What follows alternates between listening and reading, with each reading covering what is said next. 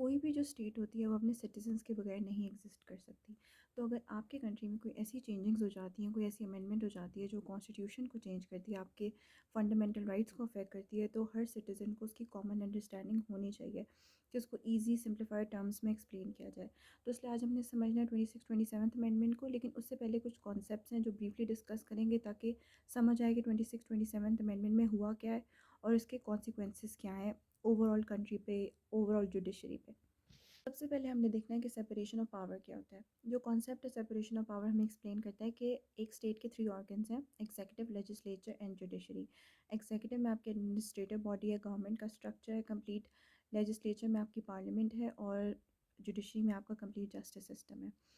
अब इनकी जो पावर्स हैं are independent of each other, rules functioning defined है, क्लियरली एक्सप्लेन है, एक्सप्लिसिटली मैंशनड है। तो किसी भी ऑर्गन को दूसरे की फंक्शनिंग में, वर्किंग में इंटरफेयर नहीं करना चाहिए, कोई ज़रूरत नहीं है जब रूल्स प्रॉपरली एक्सप्लेन डिफाइंड है। पाकिस्तान के केस में सेपरेशन ऑफ पावर का जो कॉन्सेप्ट है वो कम्प्लीटली अप्लाई नहीं होता क्योंकि हमारा पार्लियामेंट्री फॉर्म ऑफ गवर्नमेंट है। कि पार्लियामेंट्री फॉर्म ऑफ गवर्नमेंट है तो उसमें आपकी जो लेजिस्लेचर होती है वो एग्जीक्यूटिव से फिल्ड होती है। जिन लोगों को आप वोट देते हो वो फिर आके उनसे पार्लियामेंट बनती है आपकी कंट्री की। ये है सेपरेशन ऑफ पावर का कॉन्सेप्ट। अब नेक्स्ट जो कॉन्सेप्ट हमने समझना है वो है ड्यू प्रोसेस ऑफ लॉ का। ड्यू प्रोसेस ऑफ लॉ में ये कहता है कि अगर आपको किसी ने अरेस्ट कर दिया, पुलिस ने अरेस्ट कर दिया, तो विद इन 24 आवर्स मजिस्ट्रेट के सामने आपको प्रेजेंट किया जाएगा, या मजिस्ट्रेट की डिस्क्रेशन है आपको रिलीज़ कर दें, या आपका आगे फुल फ्लैज ट्रायल चले। अब जो ट्रायल का प्रोसेस होता है वो कंप्लीट एक्सटेंसिव प्रोसेस है ऑफ सेवरल मंथ्स, जिसमें विटनेसेस की स्टेटमेंट्स रिकॉर्ड होती हैं, एविडेंस आती है, दोनों साइड्स जो हैं अपना आर्ग्यूमेंट प्रेजेंट करती हैं और अल्टीमेटली फिर एक जजमेंट आती है। और अगर आप उस जजमेंट के से सेटिस्फाई नहीं हो तो आप किसी हायर फोरम पे अपील के लिए अप्लाई करते हो। ये complete due process of law है जो आपके कंट्री का लॉ आपका इंश्योर करता है।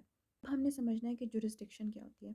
जुरिस्डिक्शन का मतलब है वो एक्सप्लेन करती है कि कोर्ट की एक्सटेंट ऑफ पावर क्या है किसी भी कोर्ट की। जैसे एक फैमिली कोर्ट एग्जिस्ट करती है, वो फैमिली से रिलेटेड केसेस सुनेगी, कस्टडी रिलेटेड केसेस सुनेगी। कोर्ट ऑफ सेशंस के पास जाओगे तो क्रिमिनल मैटर्स के लिए जाओगे आप लोग। सिविल जज को अप्रोच करोगे for civil cases. Family case आप कोर्ट ऑफ सेशंस में नहीं फाइल कर सकते।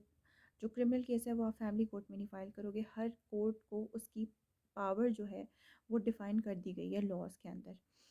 अब हमें कॉन्स्टिट्यूशन कहता है कि जुरिस्डिक्शन की कुछ टाइप्स एक्सप्लेन करता है कि ओरिजिनल जुरिस्डिक्शन क्या होती है, अपीलेट जुरिस्डिक्शन क्या होती है।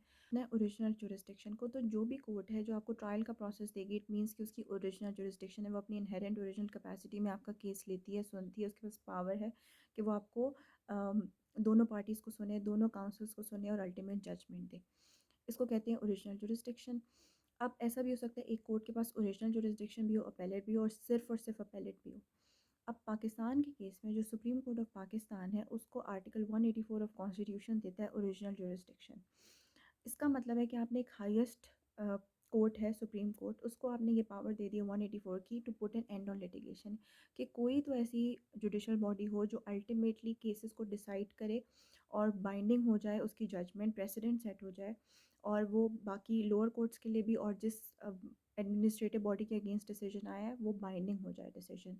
और प्रेसिडेंट का मतलब ये होता है कि वो अप्लाई होगा सिमिलर केसेस पे जो ऑलरेडी एक सुप्रीम कोर्ट ने चीज़ डिसाइड कर दी है, वो लोअर कोर्ट्स पे बाइंडिंग होती है और वो जजमेंट सिमिलर रिलेटेड केसेस में अप्लाई होती है। ये होता है ओरिजिनल जुरिस्डिक्शन का केस। अब हमने सेपरेटली देखना है 184 आर्टिकल क्या होता है। 184 आर्टिकल बहुत फेमस इनफेमस कुछ भी कह लो, बट बहुत इंपॉर्टेंट आर्टिकल जो है वो 184 है कॉन्स्टिट्यूशन ऑफ पाकिस्तान का, क्योंकि इससे कॉन्स्टिट्यूशनल हिस्ट्री डेवलप हुई है पाकिस्तान की। सारे आपके पास हाई प्रोफाइल प्रोमिनेंट केसेस जो सॉल्व हुए हैं, रिजॉल्व हुए हैं, वो थ्रू 184 आर्टिकल हुए हैं। तो अगर कुछ और समझ नहीं आई तो सिर्फ ये बहुत इंपॉर्टेंट बात माइंड में रखनी है कि 184 आर्टिकल बहुत इंपॉर्टेंट है। अच्छा जी, अब हमें समझना है दो जजमेंट्स को। 2023 में एक वर्डिक्ट आया था और 2024 में वर्डिक्ट आया था। 2020 ये जो दोनों जजमेंट्स हैं वाइडली सेलिब्रेटेड है पाकिस्तान की सिचुएशन में। उस टाइम पीरियड में ये इशू चल रहा था कि क्या सिविलियंस की ट्रायल मिलिट्री कोर्ट्स में होने चाहिए कि नहीं। तो सुप्रीम कोर्ट का यूनानिमस डिसीजन आ गया था कि जो सिविलियंस के ट्रायल हैं वो मिलिट्री कोर्ट में नहीं चल सकते क्योंकि मिलिट्री कोर्ट्स में due process of law follow नहीं होता। साथ साथ सुप्रीम कोर्ट के जस्टिस ने पाकिस्तान आर्मी एक्ट की कुछ प्रोविजंस को स्ट्राइक डाउन भी किया था कि वो अनकॉन्स्टिट्यूशनल है। लेकिन इसमें डाइसेंट आया था। डाइसेंट के कुछ जस्टिस ने ये भी बोला कि इस पॉइंट से हम अग्री नहीं करते, सिविलियंस के ट्रायल चल सकते नहीं चल सकते मिलिट्री कोर्ट्स में, लेकिन जो पाकिस्तान आर्मी एक्ट की प्रोविज़न स्ट्राइक डाउन करने की जहाँ तक बात है, उससे हम एग्री नहीं करते। डिसेंट का मतलब है डिफरेंस ऑफ ओपिनियन आ जाना किसी भी जस्टिस का, किसी भी जजमेंट पे। अब जो सेकंड वर्डिक्ट था 2024 का, उसमें ये हुआ था कि 13 member bench of supreme court ने वो डिसीजन दिया था। बेंच का मतलब है कि अगर आपका केस एक से ज़्यादा जज सुन रहे हैं तो it means it's a bench, और अगर एक जज सुन रहे हैं तो it's the court of that जज। अब ये हुआ था कि 13 member bench of supreme court की मेजॉरिटी ने ये डिसीजन दिया था कि PTI is entitle to the reserve seats, और कुछ उसमें डाइसेंट्स भी आए थे जस्टिस के। अब पीछे इशू ये चल रहा था कि इलेक्शन कमीशन ऑफ पाकिस्तान एक बॉडी है जिसका काम है free and fair elections conduct कराना कंट्री में। Free and fair elections conduct वो इसलिए कराती है क्योंकि आपके फंडामेंटल कुछ राइट्स होते हैं, जैसे for example right to vote है, freedom of assembly, freedom of association.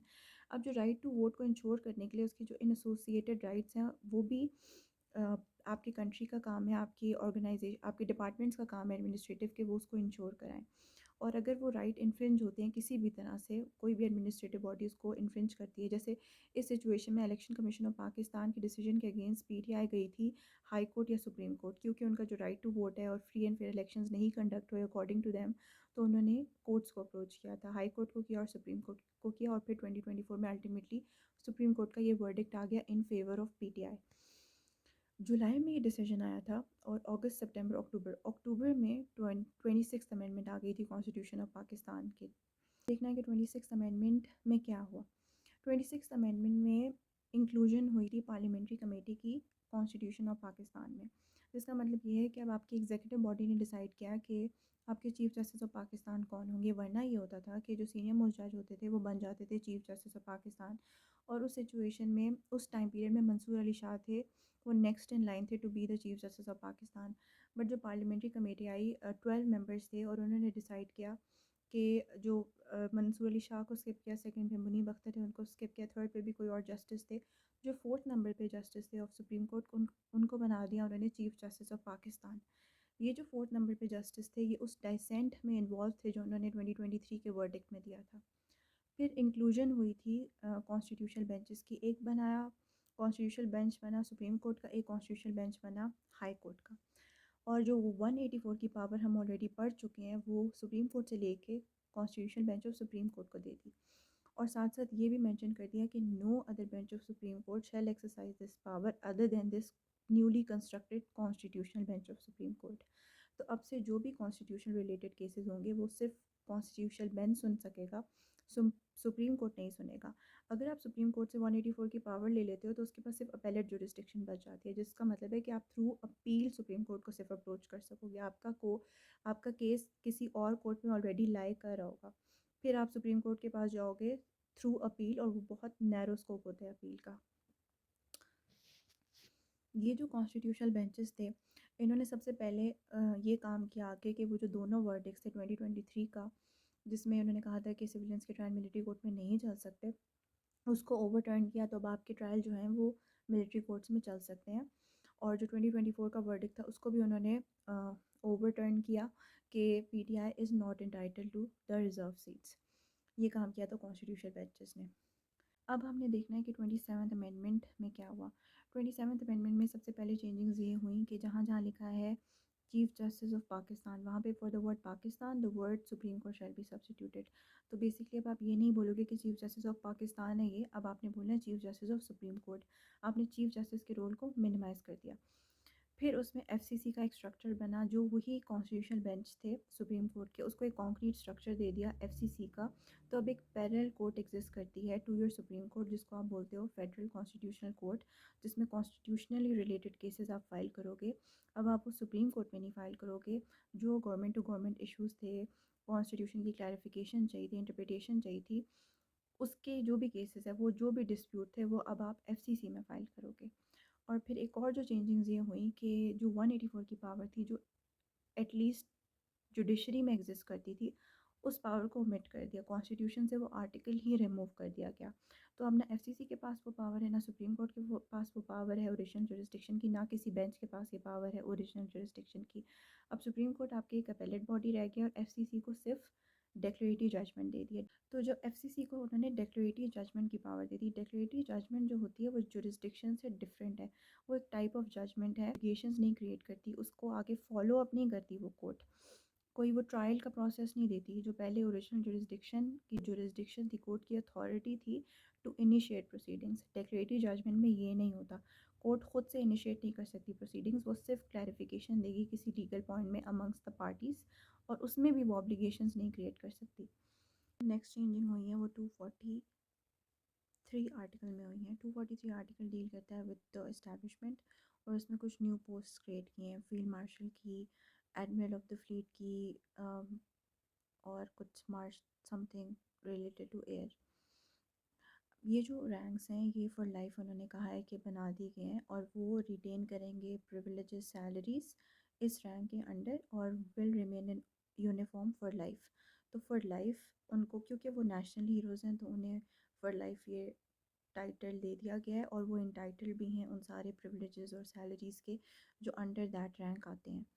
साथ साथ जो 248 में हमने इम्यूनिटी के बारे में पढ़ा था, वो प्रोविजंस भी ऑफ दैट आर्टिकल भी अप्लाई होंगी 243 आर्टिकल में, विच मीन्स कि इनके अगेंस्ट भी कभी भी किसी भी कोर्ट ऑफ लॉ में क्रिमिनल प्रोसीडिंग्स नहीं इनिशिएट की जा सकती, कभी भी नहीं, फॉर लाइफ। ये चेंजिंग्स हुई हैं 243 में और 248 में, मेजर चेंजिंग्स जो हुई हैं। अब हमने देख लिया कि 26th अमेंडमेंट में क्या हुआ, 27th अमेंडमेंट में क्या हुआ। तो एक सिस्टमेटिक एफर्ट थी to minimize the role of judiciary, या अगर आप ये कह दो कि इंडिपेंडेंस ऑफ जुडिशरी ख़त्म हो गया, तो वो भी कोई गलत बात नहीं होगी। जब आप 184 की पावर ले लेते हो, तो वो पावर बेसिकली एक कोर्ट्स के होने को एक्सप्लेन करती है कि वो पावर थी तो कोर्ट्स प्रोसेसेस को, प्रोसीडिंग्स को इनिशिएट करा सकते थे। लेकिन जब आपने वो पावर ले ली, तो बहुत कम लिमिटेड कन्फाइंड स्कोप रह जाता है to work upon. Justice Mansoor Ali Shah ने भी रिज़ाइन कर दिया था 27th अमेंडमेंट के बाद, और उन्होंने अपने रेजिग्नेशन लेटर में यही लिखा है कि मैं बेसिकली करूँ क्या। जब आप पावर ही ले लोगे कोर्ट से जिस पे वो काम करते हैं, तो वो बचता नहीं है उस कोर्ट में फिर कुछ करने के लिए। इसके अलावा जो एफसीसी में अपॉइंटमेंट्स हुई हैं, जो चीफ जस्टिस हैं एफसीसी के, वो उस डाइसेंट में इन्वॉल्व थे 2024 के। सिमिलरली जो chief justice of supreme court हैं, वो उस डाइसेंट में इन्वॉल्व थे 2023 की जजमेंट के। अब एक क्वेश्चन ये है कि कॉन्स्टिट्यूशन में आर्टिकल 8 है, वो हमें ये कहते हैं कि कोई भी ऐसा लॉ जो आपके फंडामेंटल राइट्स के अगेंस्ट जाके बनता है, वो वॉइड डिक्लेयर कर दिया जाएगा। तो क्या सुप्रीम कोर्ट या इवन एफसीसी ऐसे कर सकती है कि 27th अमेंडमेंट को वॉइड डिक्लेयर कर दे, अनकॉन्स्टिट्यूशनल डिक्लेयर कर दे अंडर आर्टिकल 8, क्योंकि जो अमेंडमेंट्स हुई हैं वो अगेंस्ट द फंडामेंटल राइट्स हैं, आपके सिटीजन्स के राइट्स को डायरेक्टली अफेक्ट करेंगी वो इन द लॉन्ग रन। अब सुनने में आया कि 28th अमेंडमेंट भी आ रही है, और ऑनेस्टली 28th अमेंडमेंट में करने को कुछ ख़ास नहीं बचा। कॉन्स्टिट्यूशन में जितनी चेंजिंग्स हो सकती थी वो हो चुकी हैं। ज़्यादा से ज़्यादा ये होगा कि for the words the constitution of Islamic Republic of Pakistan, the words military court shall be substituted.